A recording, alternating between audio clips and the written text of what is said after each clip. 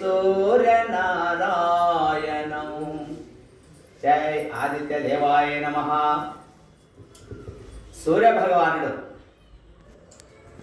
సకల భూమండలానికంతా కూడా దేదీప్యమానమైన కాంతులను, ఆ వెలుగులను అందిస్తూ సర్వ భూమండలానికి, సకల జీవరాశికి ఆయన చైతన్యాన్ని కలిగిస్తూ అద్భుతమైనటువంటి ఈ భూమండలాన్ని అంతా కూడా, ఈ బ్రహ్మాండాన్ని అంతా కూడా, ఈ ప్రకృతిని అంతా కూడా, బ్రహ్మ అండము నుంచి జనించిన ఈ బ్రహ్మాండం, ఈ ప్రకృతిని అంతా కూడా శోభింపజేస్తూ ఉన్నాడు.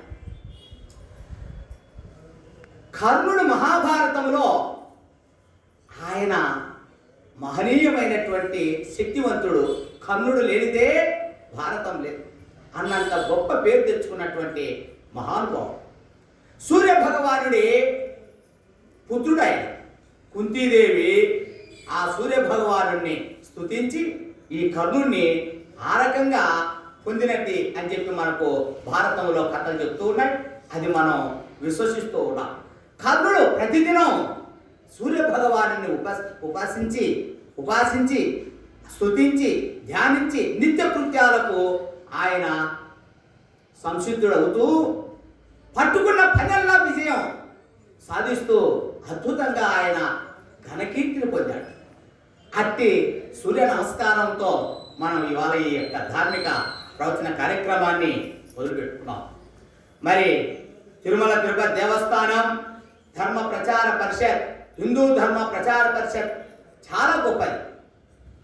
ఊరూరు వాడ అనేక చోట్ల అనేక ఈ ధార్మిక కార్యక్రమాలను గొప్ప గొప్ప పండితుల చేత, ప్రవచన కర్తల చేత చెప్పిస్తూ మన హైందవ ధర్మాన్ని, సనాతన ధర్మాన్ని కాపాడే ప్రయత్నంలో ఈ ధార్మిక ప్రవచన కార్యక్రమాలని ముందుకు తీసుకుపోతూ ఉన్నటువంటి ఆ విమల దివ్యనామ వెంకటేశ్వరుని యొక్క స్తుతితో ముందుకు ఆ వెంకటేశ్వర స్వామి స్తుతి చేయడానికి ముందు ఆదిదేవుడు ఆ విఘ్నేశ్వర స్వామిని పంచుకోవాలన్న యొక్క మాట.